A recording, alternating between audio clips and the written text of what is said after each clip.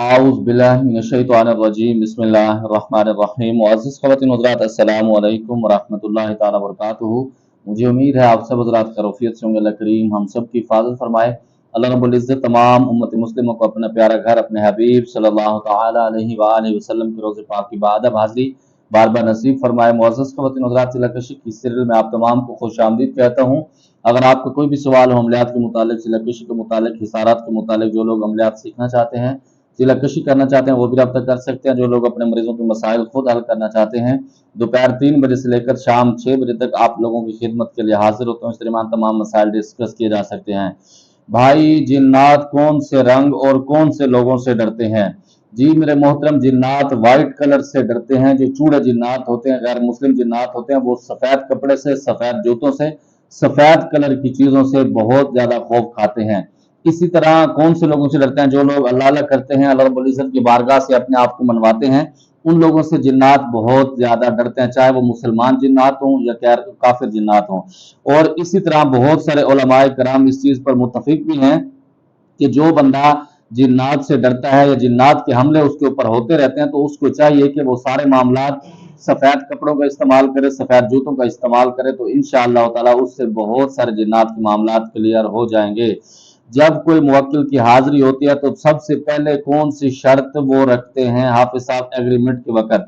जिन्नात की सबसे बड़ी जो शर्त होती है वो ये होती है कि वो किसी की गुलामी के अंदर ना आए, क्योंकि उसके अंदर दोनों ऑप्शन मौजूद होते हैं। जब आप किसी की पढ़ाई करते हैं, उसको ये फिक्र थे, मिसाल देता हूँ आपके, जब आप किसी के यहाँ रिश्ता लेने जाते हैं, अगर आप उनकी मिन्नतें ज्यादा करते हैं, वो बच्ची आपको पसंद होती है, आपके लड़के की उससे मोहब्बत होती है, तो आप उनकी मिन्नतें ज्यादा करते हैं, तो उसके लाड ज्यादा आप लोगों को उठाने पड़ते हैं। इसी तरह जिन्नात का सेम सिस्टम है।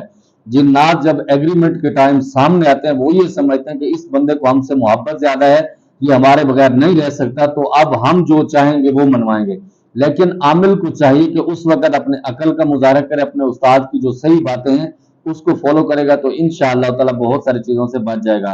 अस्सलाम वालेकुम हाफिज साहब, ऐसा मेरा मानना है कि अल्लाह की मोहब्बत दिल में आ जाए तो जिन, मुवक्किल, परी, ये सब चीजें इंसान को जरूरत नहीं पड़ती। वालेकुम सलाम रहमतुल्लाहि व बरकातहू। बिल्कुल हकीकत जी है कि जो बंदा अल्लाह रब्बुल इज्जत की बारगाह से अपने आप को झुका देता है, अल्लाह रब्बुल इज्जत की बारगाह को हासिल कर लेता है, तो जिन्नात और परियों की वहां पर उसको औकात भी नहीं रहती और उसको जरूरत भी नहीं पड़ती। और हकीकत में जो लोग कमजोर माइंड के लोग होते हैं, वो इस तरह के मामला करते हैं, परियां आ जाए, ये चीजें आ जाए। मैं अपने तमाम शागिर्दों को मना करता हूं कि इस तरह के मामला नहीं करने चाहिए। कुछ हद तक आप इसको कह सकते हैं कि कुछ चीजों पर इसकी जरूरत पड़ती है, लेकिन बंदा जब अल्लाह की बारगाह के अंदर अपने आप को मकबूल करवा लेता है, तो किसी भी चीज की जरूरत नहीं पड़ती। फिर वो मट्टी के ऊपर भी अगर फूंक मार के देगा तो अल्लाह रब्बुल इज्जत उसके अंदर भरम रखते हैं, उससे शिफा डाल देते हैं। कोई भी चिल्ला नौचंदी जुमरात से ही क्यों शुरू करते हैं हाफिज साहब? जो बुजुर्गान दीन के मामलात हैं अमलियात के हवाले से, सबसे पहली बात तो ये कि जुमरात की जो रात, जुम्मे वाली रात आती है, या बुध वाले दिन शाम को जो जुम्मे रात की रात आती है, तो उस दिन हजूर अलैहिस्सलातु वस्सलाम की खास मंसूब चीजें उसके साथ हैं। हजूर अलैहिस्सलातु वस्सलाम की पाक दुआ भी है, और बहुत सारी निस्बतें ऐसे भी। हदीस पाक में ये भी मैंने सुना उलमाए किराम से कि जुमरात वाले दिन जो लोग जहन्नम के अंदर चले जाते हैं मुसलमान, अल्लाह रब्बुल इज्जत उनको अजाब भी कम करते हैं, तो इसकी ये फजीलत बताई जाती है। अस्सलाम वालेकुम उस्ताद जी, जब किसी ताबे जिन्नात से हाजिरी करके उसको काम का मशवरा या वैसे कोई बात बताई जाए तो उसकी क्या आगे से डिमांड होती है? वालेकुम सलाम रहमतुल्लाहि व बरकातहू। ये जो लोग गैर मुस्लिम होते हैं या जादू के जरिए जिन्नात को अपने ऊपर ताबे करते हैं, जिसको हम काला इल्म कहते हैं, उसके अंदर सबसे बड़ी जो उनकी डिमांड होती है, बच्चियों से जिना करना, लड़कों से बदफेली करना, या फिर गुनाह के काम करना, पलीती खाना, पलीती के अंदर रहना, नापाक रहना, सबसे बड़ी डिमांड उनकी ये होती है। क्योंकि जब आदमी वो गुनाह करता है तो उसका सुकून जिन्नात को मिलता है। अब आप कहेंगे कि इससे क्या मुराद है?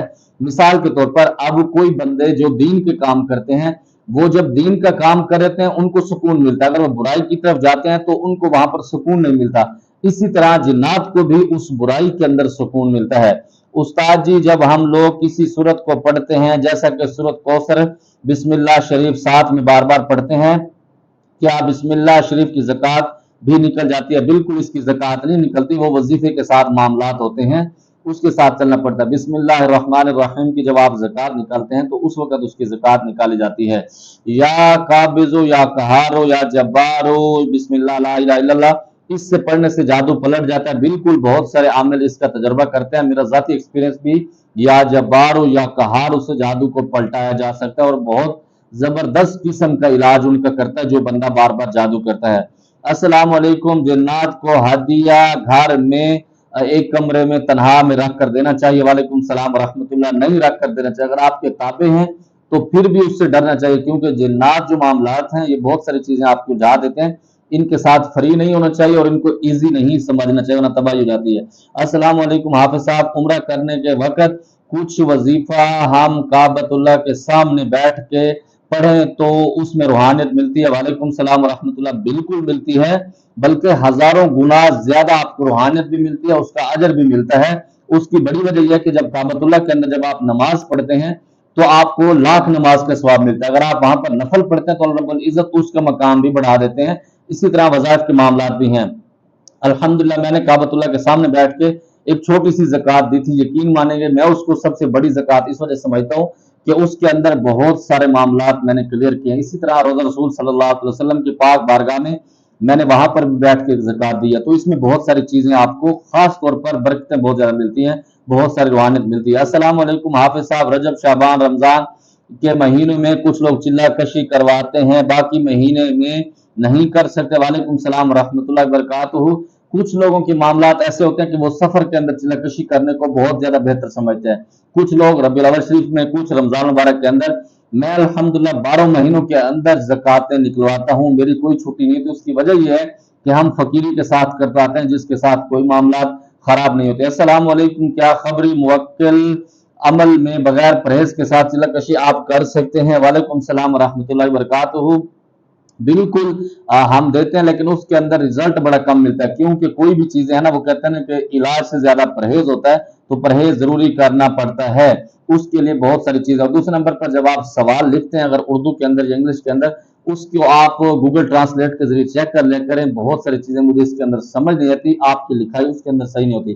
السلام علیکم حضرت جی، کیا کال پہ آپ مجھے دیکھ سکتے ہیں؟ میرا مطلب یہ ہے کہ میں کافی وقت سے بیڈ پر، طبیعت خراب رہتی ہے، دوائی بھی اثر نہیں کرتی۔ وعلیکم السلام ورحمۃ اللہ وبرکاتہ۔ جی میں تابع دار، بالکل کیوں نہیں دیکھیں گے۔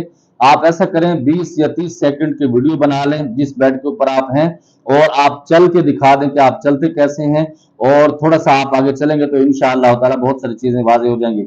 کیا تسبیح استخارہ میں کوئی حقیقت ہے جہاں موکل کے ذریعے یا نام جواب دے جائے؟ اس میں کہتا ہوں کہ ایک آپ اس کو کہہ سکتے ہیں کہ ذہن کو، مائنڈ کو مسلط کیا ہوا، اس کے اندر کوئی حقیقت نہیں، کیونکہ جب آپ تسبیح پکڑتے ہیں تو وہ اس طرح بھی جا سکتی، اس طرح بھی جا سکتے، آگے بھی جا سکتے، پیچھے بھی، وہ آپ کی ہاتھ کا ٹرک ہوتا ہے جس کی وجہ سے لوگوں نے بیوقوف بنایا ہو۔ نمبر 2 پر بہت سارے لوگ قرآن پاک کے ذریعے استخارہ کرتے ہیں کہ وہ قرآن پاک ہلنے لگ جاتا ہے، یہ اس طرح جاتا ہے، یہ ساری شوفتہ بازی ہوتی ہے، اس کے اندر حقیقت نہیں ہے۔ اگر کسی شخص کو موکل عمل کا وظیفہ پڑھنے میں کوئی دشواری ہو تو کیا ہم بغیر پڑھے چلہ کے دوران وظیفہ کی ریکارڈنگ چلا سکتے ہیں؟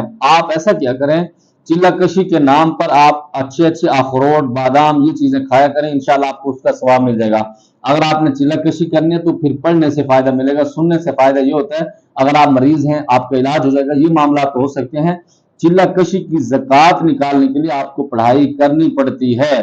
پیر صاحب، میں اپنی بہن اور اس کی ساس کے درمیان محبت کرنا چاہتا ہوں تاکہ اتفاق سے رہیں، دونوں میں جھگڑا کرتے ہیں، لیکن وظیفہ مجھے ہی کرنا پڑے گا، کیونکہ کوئی عمل یا وظیفہ اجازت کے ساتھ بتا دیں، کیونکہ وہ نہیں پڑھتے، اور کچھ ایسا بھی بتا دیں میری بہن کی عزت ہو، میں اپنی بہن کو دیکھ نہیں سکتا، میں معذور ہوں، اللہ پاک آپ کو اس کا اجر دے گا۔ وعلیکم السلام ورحمۃ اللہ وبرکاتہ۔ پہلی نمبر پر تو جس گھر میں محبت زیادہ ہوتی ہے چھوٹی چھوٹی چیزیں ہو جاتی ہیں۔ نمبر 2 پر آپ ایسا کیا کریں، اول آخر 3 مرتبہ درود ابراہیمی پڑھ لیں، 129 مرتبہ سورۃ الکوثر پڑھ کے آپ اللہ رب العزت کی بارگاہ سے خاص دعا کیا کریں، اور جب آپ عمل کرنے کے پہلے بیٹھیں اپنے سسٹر کی اور اپنی ساس کی تصویر سامنے رکھیں، اللہ رب العزت سے دعا کریں کہ یا اللہ ان دونوں کو آپس میں محبت میں بدل دے۔ بعض عامل کہتے ہیں کہ اگر آپ کے پاس نقش پاس رکھیں تو نقش کے ذریعے موکل مل سکتا ہے اور ظاہر بھی ہو جائے گا۔ اس کے لیے کچھ عاملین نے اس کا تجربہ کیا، میرا ذاتی ایکسپیرینس اس کا نہیں ہے، मैं ये कहता हूँ कि आप मेहनत करके अच्छी तरह कर लो। तावीज़ को अगर आप खुदा न खास्ता तावीज़ आपसे गुम हो जाता है या उसकी इजाज़त या वो बंदा चला जाता है तो फिर वो चीज़ें नुकसान देती हैं। और वीडियो बनाए बहुत ज़बरदस्त शानदार कारकर्दगी है, बड़ी आसानी से और अच्छे से समझा रहे हैं आप। बहुत शुक्रिया, अल्लाह आपको सलामत रखे। उस्ताद जी बिस्मिल्लाह शरीफ किन किन चीज़ों में बहुत ज़्यादा तासीर देता है, जैसा कि सूरत कौसर मोहब्बत के लिए। बिस्मिल्लाहिर्रहमानिर्रहीम का जो मेरा एक्सपीरियंस है, इसको आप हर मर्ज के लिए, हर बला के लिए आप पढ़ेंगे तो इंशाअल्लाह गजब का फायदा होगा। अस्सलाम वालेकुम रहमतुल्लाह। उस्ताद जी ये तो दोनों लोग बहुत बार बार आपको तंग कर रहे हैं, कमेंट्स कर रहे हैं, इनको नसीहत करो कि फजूल बक बक ना करें और इनको बोलो कि अगर आपस में इनके पास नंबर है तो एक दूसरे से डिस्कस कर लें। वालेकुम सलाम रहमतुल्लाह। ये फकीरों का, मलंगों का चैनल है, इसके ऊपर किसी को हम बुरा भला नहीं कहते।